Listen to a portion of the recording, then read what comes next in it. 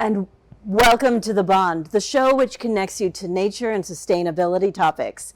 So today I wanted to ask you, what comes to mind when you think of millionaire? Do you think of a very rich person, or do you think of maybe airlines? When you think of airlines, do you think of how do airlines get refueled? Well, I'd like to introduce you today to a company called Million Air, which is actually going to help be an FBO. And what an FBO is, a fixed-based operations or operator, which basically means that they help with the refueling and a variety of other luxury services for the private jet area. They are located in Burbank, Hollywood, and they are one of the first ones within the network to use SAF, or Sustainable Aviation Fuel. This particular location has started doing this since June of 2021, and they have a history of making sure that they offer a sustainable and green, ecologically friendly option to their customers. So we're going to talk to them today about why they are compliant with the ASTMD 1655, which basically means it's fuel that is fit for high performance for airlines and other aircraft. We're going to find out a little bit more about what goes into the making of SAF. For example, did you know that used cooking oil is actually recycled along with a variety of other industry waste products in order to manufacture SAF? And that perhaps just using that with no other changes to your aircraft could reduce your carbon footprint by up to 50 to 80%. We're going to have me get fact checked to make sure I have my figures right. And with that, I'd like to introduce you to Priscilla Howden, who manages the Million Air location in Hollywood, Burbank, and also Ron, who's in charge of operations. So I'd like to say thank you for joining us today, Priscilla. It's a real pleasure having you and Ron here. Well, thank you. I'd first like to ask you, because the industry has such a reputation for being a dirty industry, being private jets. Could you tell me what inspired you for actually bringing SAF into your location and having that as an offering? Well, I think, everyone in the industry is always aware of what their footprint is.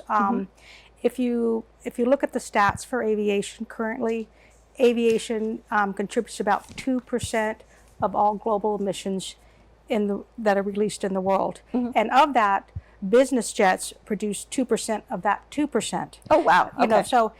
But it's still, everyone's saying, how can we get that number down, right? And so we are an AFUEL branded FBO. And AFUEL, A-V-F-U-E-L. Right. And as a company. And they work hand in hand with Neste in supplying SAF or SAF fuel to FBOs. And they approached us when it became available for our area, and they said, are you interested? And said, yes, we would love to do this. So we started the process, which took a little bit of time, as Ron can attest, because we fuel a variety of different aircraft. We fuel police helicopters, we fuel medical flights, and the fuel is so new that people didn't know if, hey, can my aircraft take this?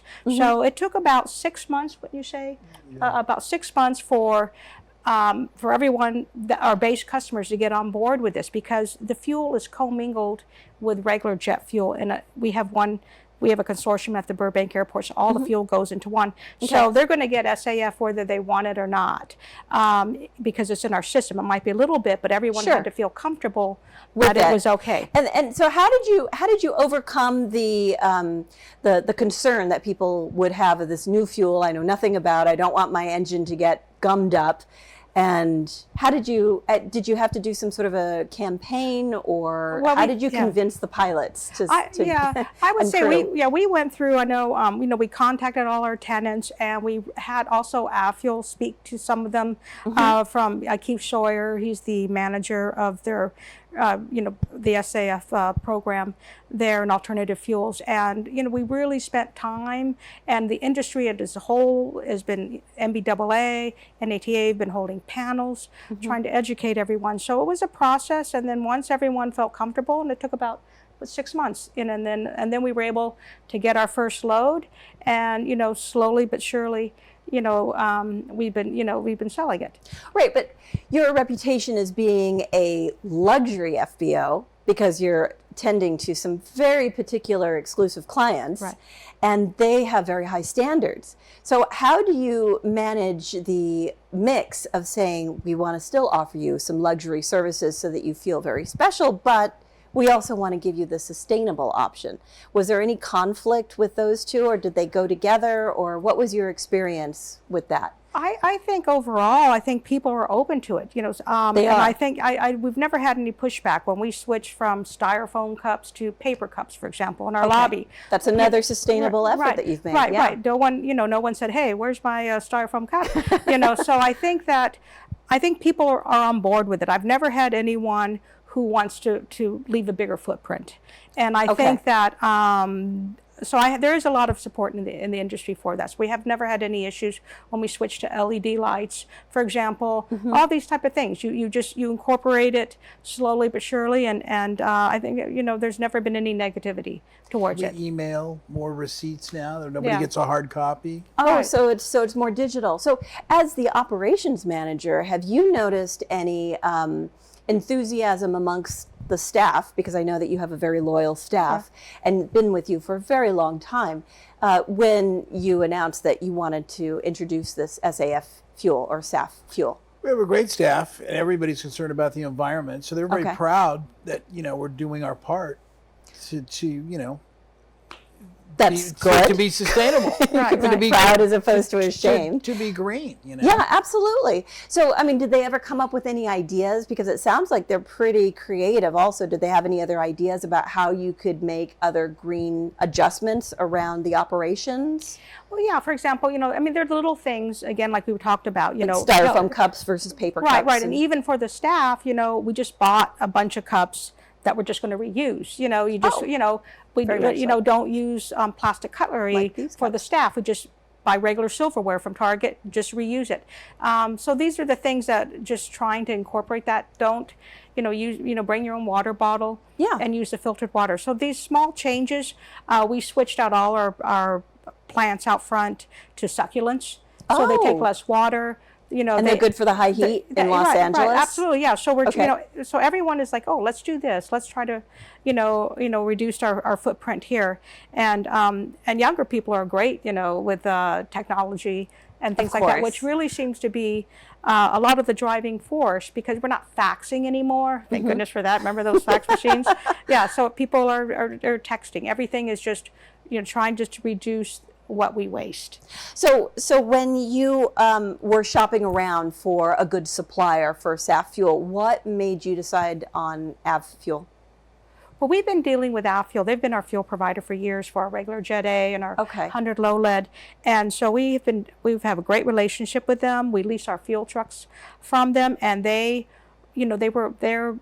one of the leaders in the industry. And when they approached us, we said yes. So the relationship was already there. They were already working with Neste, so it was just a natural. Progression to so that. How many different types of aircraft come into your airport? Is it just small private jets, or do you get helicopters, or do you get eVTOLs, or? We're general aviation, so you have the airlines, you have military. Oh, okay. Anything other than that is general aviation. It's everything from a Cessna 150 all the way up to maybe we're doing Delta Airlines 757 charters sometimes. You are? Okay. Yeah. So what sorts of, you mentioned that there are a variety of different aircraft. So do you ever get government or any emergency crafts that are in there, or? General aviation is just a wide variety of stuff. So we get air ambulance flights almost Air ambulance. every day. Okay, so does that So they'll mean, have a patient, say, from another state, and they need special treatment that they don't have in that state or that Right. city. So they'll come and take them to UCLA or USC. So we do that. We have organs, hearts or livers, kidneys. Got to get that So timed. so they'll do that. Doctors will actually fly out on an airplane and harvest. Really?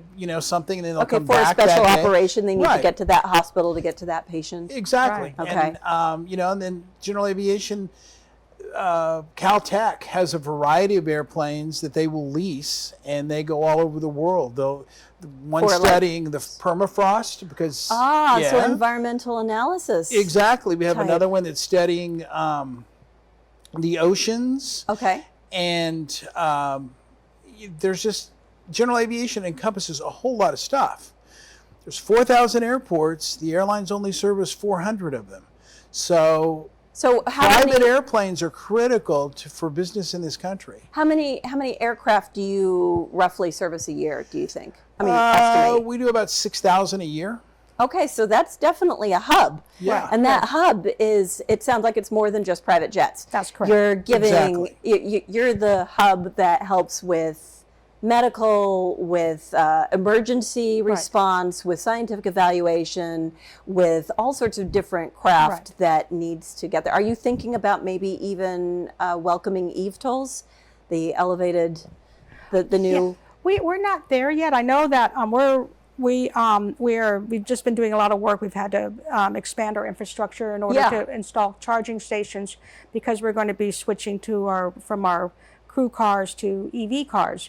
So while we're doing that, we've had to, put a new panel in, and we're going to have to trench. We've left enough space that we can eventually set up a charging station for some EV aircraft. We're not there quite yet. I know there is another millionaire, though, that does have that. I think it's in Gulfport, Millionaire Gulfport. I believe they're the ones. Gulfport, Mississippi. Oh, Mississippi. Yeah. Oh, thank you. Right. Appreciate So, that. but I think that a lot of times it's more building the infrastructure, and it takes a while. So, of course. And so I think that is where there are some delays, and people wanting to do as much as they can do. Again, like we're talking about SAF, not every airport can get SAF at this point. Okay, well, we're going to find out in a little bit about more from Priscilla and from Ron, and we will be right back after this break. But stay with us. We have more to talk about.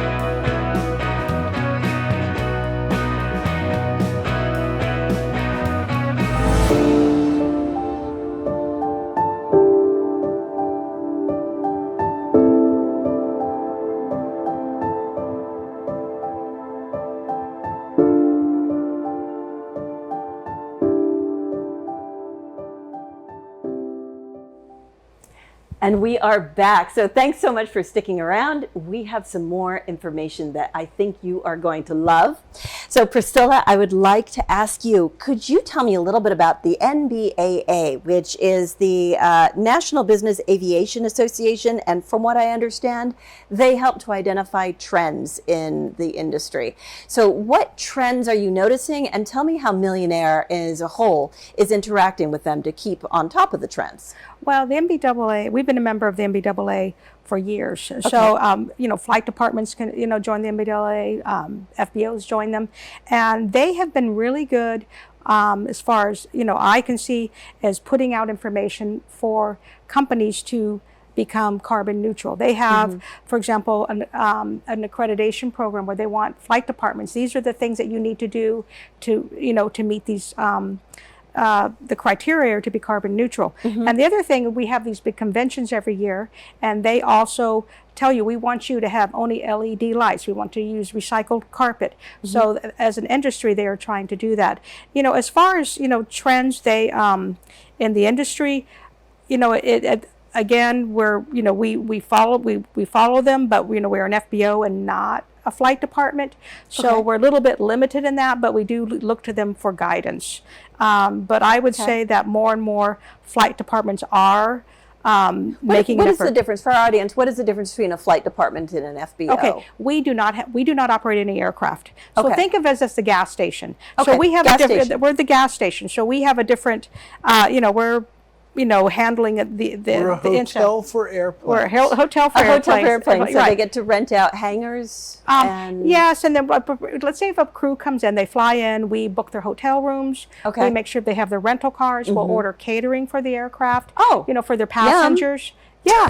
So anyway, so we handle that. Then we fuel the aircraft. We'll handle the lav services, any type of services that the aircraft needs. We may arrange a limo for their passengers. So it's like a concierge hotel gas station. Perfect. Combined. I love that. Thank you for explaining that. And you are an FBO. So you're mentioning that one of the trends is to be carbon neutral. So is Millionaire as a whole, all of the locations carbon neutral, or is it your location, or is that? There's only a few Millionaires at this time that are carbon neutral, but I think we're looking forward to getting more next year. Okay, so how is it, Ron, that you can be carbon neutral? What is the process you go through? Well, there's a company called 4Air that you partner with, and then they basically audit you. So no more styrofoam cups. So you welcome regulators. You welcome the auditors to come in. No more styrofoam cups. No more plastic, knives and forks. We're going to go through paper plates if we have them, but as Priscilla mentioned, we bought, China, and that we all eat our lunch from. Well, not China, but not China, but we went to Target, stuff from got Target. some plates, got some knives and forks. That and for the ground equipment, we have an electric tug, and then there's things called GPUs, ground power units. Okay. And a lot of those are diesel powered. We've got an electric one. We're going to get another electric one. So we're going to phase out. So you're there's in the electric process. fuel trucks coming. So, but basically what I'm understanding is you're in the process of identifying what could be swapped out for a more green option. Absolutely. Right. Okay. And the other thing, we've talked about this company called 4Air. 4Air. They work with a lot of flight departments. They give us a lengthy list. We have to figure out how much our employees drive to and from work. That's factored in. How much do we spend on electricity at our FBO? That's factored in. So they come up, then they analyze it, and then they say, this is what your carbon footprint is. These are the carbon offsets you need to purchase in order to become carbon neutral. So that's what we've done. I think this is the second or third year we've done this. Third year we've done it. The third year. Here's an example. We used to spend $30,000 a year on newspapers. Newspapers, okay. Because people want a newspaper when they get in their airplane. Sure, yeah. Well, most people now are using, they're getting their newspaper on their computer. Sure. So we've cut that way, way, way down by like 2/3, I believe. And so there's less pollution. So let me ask your opinion on this. So there are a couple of large commercial conglomerates and one is the IAG, and they own British Airways, and they have committed to reducing emissions by 2030, whereas A4A Airlines for America owns a whole bunch of different airlines: American Airlines, Atlas Air, Delta, FedEx, Express, UPS, Hawaiian Airlines, JetBlue, Southwest Airlines, United Airlines, and their goal is for 2050. How do you think the goal of Europe conglomerate meeting it by 2030, America's conglomerate meeting it by 2050, and how that translates to the private industry for smaller craft? And when do you think their commitment will be? It sounds like Millionaire is a little ahead of the game. Well, we would like to think that we are. Aviation, we're supposed to be carbon neutral by 2050, and every flight department that I know of is looking at ways to become more carbon neutral, whether they're going to use SAF, whether they go back to their home base. And I think aviation's committed to that. I can't really speak with the airlines. I know that Delta Airlines is buying, didn't I hear that they just bought a refinery? They're going to do more SAF? Yeah, I think again, it's like, I don't want to speak on the airline industry because you're an FBO, that's your area of expertise. Right. I'm just sort of wondering, how do you think that impacts the smaller planes who are your customers? I don't know if it necessarily, we have SAF available, they can use it. I don't know if that really impacts them because anyone who wants to get SAF is moving towards that. It's not, also the other thing is just, we talked about infrastructure and actually having SAF available nationwide. It's not. So why isn't it available nationwide? Because it has to be refined in certain places, and they don't have the infrastructure is not set up yet. So as it keeps coming down the line, for example, they just opened a terminal about 6 or 7 months ago in Long Beach that now mixes the fuel mixture. Yeah, the fuel mixture to make SAF. That has dropped the price. It has. It has dropped the price. I think about at least $1.50 per gallon. Wow. So I think that's significant. Right. So I think it is just getting the infrastructure in place, and it takes longer than I think people would like it to take. Of course. And so so I think it'll happen. It's good, the way of the future. So do you feel that you are acting as a role model for other FBOs outside of Millionaire because you are making such strides to have SAF, or do you think that some of them are just, they want to be green but they can't because they don't have the infrastructure? I think it's more of the second, because I really do think, it's, why not? We don't make any more money or less money when we sell SAF, as far as the FBO. So, and I think, people have, their employees, they care about the environment. Everyone cares about the environment. So why would you choose not to if you could? So I think that is... have you noticed any measurable elements that you can brag about from going sustainable over the last few years? Have you noticed any either reactions from the people or any measurable metrics that you could share? I don't know if we necessarily have any metrics, but I think that anecdotal then. Right. I think that I know we have corporations that come in here and they're happy that we have SAF. Oh, I didn't realize you had it. I'm going to take it, because it's not always available wherever they go. So I think that I don't think that I can give you any hard numbers, because especially since the refinery just opened about 6 months ago. Oh, that's new. That's new. We were getting it, but the price was much higher. Because there is another, and we're storing a lot more SAF, and there's a system called Book and Claim, which you probably want to reach out to Keith Sawyer for that from Avfuel. But it's like, if someone is at an FBO, let's say in Kansas, and they cannot get SAF, they could actually, if they go through Avfuel, and they can actually buy some of our SAF, and they pay for that SAF. They can use that towards their own green initiative, but they're not actually getting it. But that SAF goes into a different aircraft who didn't pay for that particular, for the premium SAF. So it's a little bit like like a library book almost. You Yeah, check in it a out way. and it goes traveling and you can return Right, it yeah. at So I different- mean, it gets a little bit more complicated, and you probably, want someone with a little bit more detail on that. But I think that is a way where they're trying to open it up to by having book and claim, it's opening it up to FBOs who cannot get SCF right now. I mean, yeah, you can ship it. Eventually gets to them. So it's sort of like a bit of a daisy Yeah, that's chain. right. And as more you create the demand, the more it will be produced. So if there was an FBO who was denied the infrastructure, you would recommend this agreement that you have with the sort of this buyback agreement or buy forward agreement that AvFuel offers for them to get access to it. And I wouldn't say anyone is denied. It's just the reality of it. It's like if the gas station isn't there, you can't fill up on gas. That's right. Yeah, right. And I think that, and overall, the goal is to make it available everywhere, and it will expand. And I think that is, and I have never heard anyone who doesn't, isn't on board with SAF. Okay, so everybody in general seems to be very welcoming. You haven't met any resistance. No, I don't think we ever. I don't want to do that green stuff. No. I think I think in the beginning people go, I don't know what this is. I don't know if my engine can take it, and so it's the education process really. And the engine manufacturers who have signed off on this, they go, yeah, this will burn in your airplane. So as long it's as compliant. it's compliant. Okay. When engine manufacturers sign off, pilots, everybody has, they have a level of confidence in this stuff. Do you think that there is, or maybe I should ask, if AvFuel is doing some experiments with being another step of going green beyond SAF? Are they thinking about a different type of fuel blend, or do they have a research and development department that you know of? Well, there's different.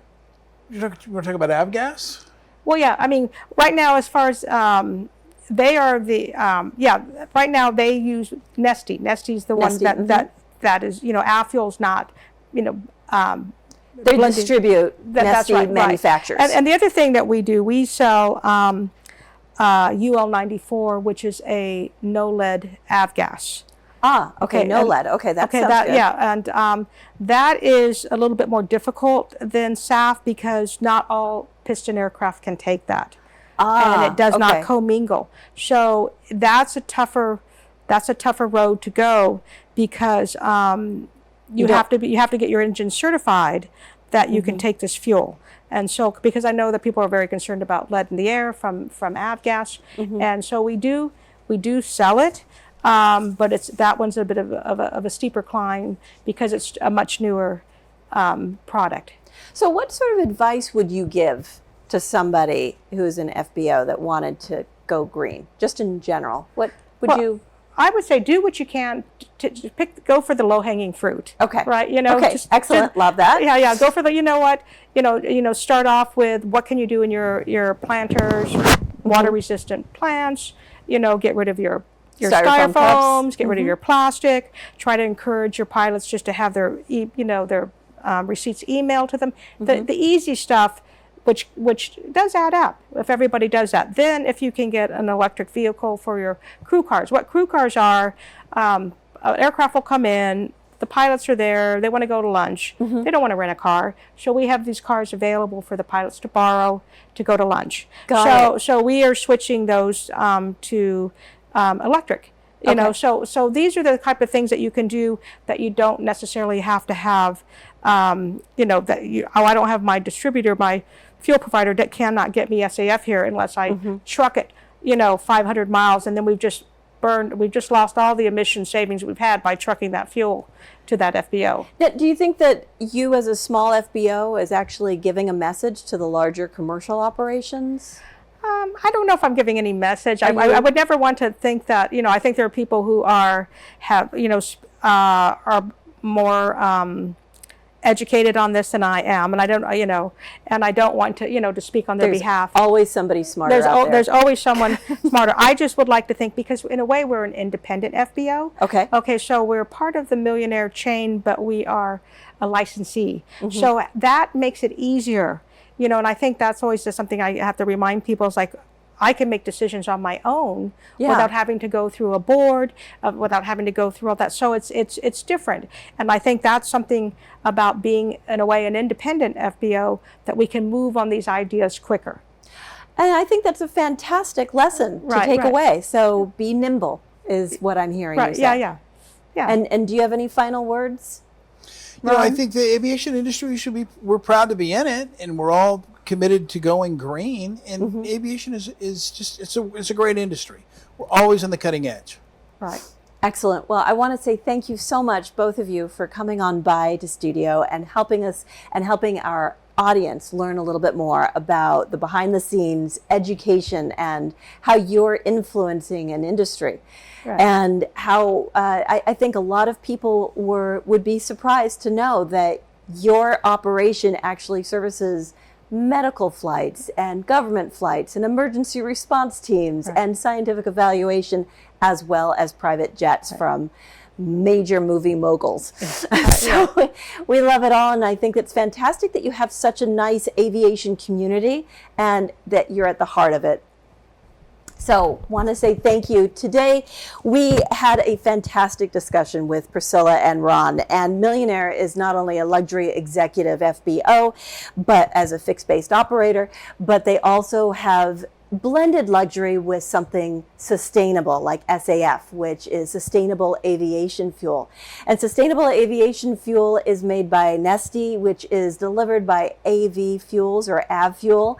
And they are making it out of waste products like used cooking oil or other waste elements like agriculture crops, straw, algae, wood, residue, sawdust, wood chips, and a bunch of other industrial waste products, which would normally be thrown away, and they're reusing it to make a fuel that burns cleaner and does not require any modification to the aircraft. So when you as a passenger step onto your aircraft, you can rest assured that the fuel will perform just as well as any other fuel, and that the company is already developing new types of fuel. One was unleaded, I believe. It was UL-40? 94. UL-94. And so we also learned about collaborative efforts and how you can set an example by quietly just moving forward and doing the best that you can and giving the best quality service to your customers. And we also have inspiring leadership here with Priscilla and Ron with operations. They obviously have a curated staff who is dedicated, loyal, intelligent, and they keep customer service at the forefront of all of their actions. And so we want to say thank you to Millionaire of Hollywood Burbank and also to Houston Corporate for giving us this opportunity. And we want to say, remember that you can do even the smallest amount to be sustainable and to bond with nature. So remember to do something kind today, and until we bond again, thanks for joining us.